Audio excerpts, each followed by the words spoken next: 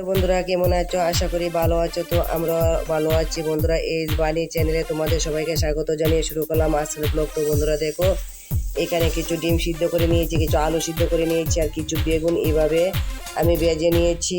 তো এখন আলুগুলো ভেজে নেব, ডিমগুলো ভেজে নেব। এখন ডিমের মধ্যে আমি হলুদ দিয়ে দিচ্ছি, আলুটির মধ্যেও দিয়ে দেব। তো এখন কিছু নুনও ছড়িয়ে দিলাম, দিয়ে ভাজি বসিয়ে দিব ভালোভাবে মিশিয়ে।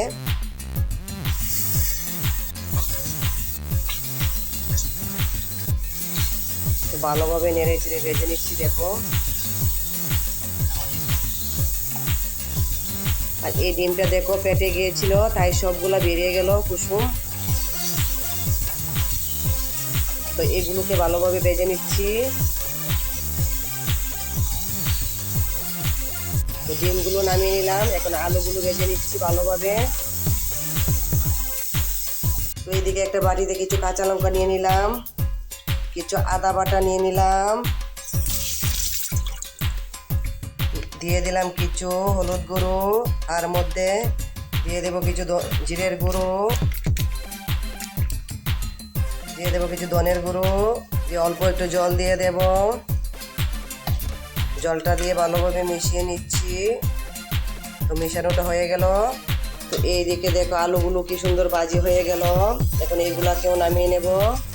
এইদিকে আলুগুলো নামিয়ে নিলাম, নিয়ে এই কড়াইতে একটু তেল দিয়ে দেব। দিয়ে দেবো কিছু পেঁয়াজ কুচি,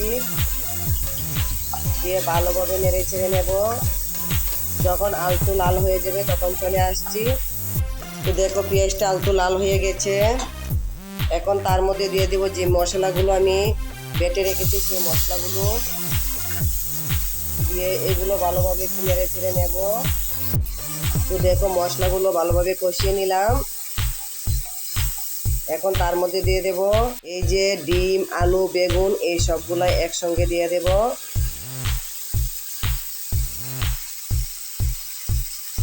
দিয়ে হালকা হাতে এইভাবে একটু নেড়ে নেব।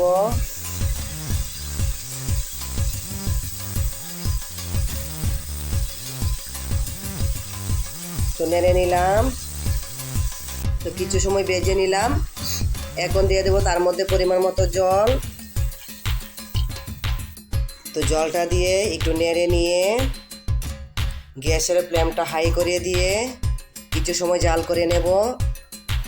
এদিকে দেখো আমাদের বাড়িতে বিপত্তারিণী ব্রত। এই দেখো আমার বাসুরজি পুজোর আয়োজন করছে। তো এইদিকে দেখো বুক সাজিয়ে ঠাকুর করে নিয়ে আসলো, আর এইদিকে মা বিপত্তারিণীকে বসালো।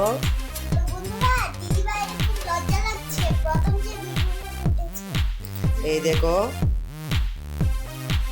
আজকে পুজোটা আমার বাসুরজি করছে।